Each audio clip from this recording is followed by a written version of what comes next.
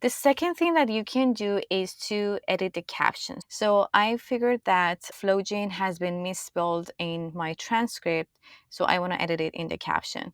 So what I would do is that for the Flowjin word that is written here, I want to correct the spelling and merge them to be in one word.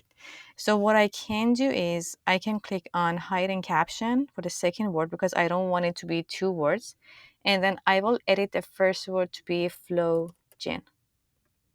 So it will be adjusted in the caption as well. Let's play it.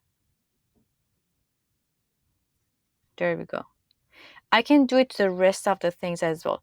So if you want to correct the spelling of a word, all you need to do is again, click on the word, click on edit and add words, and then change the word, and then click on the cross button here.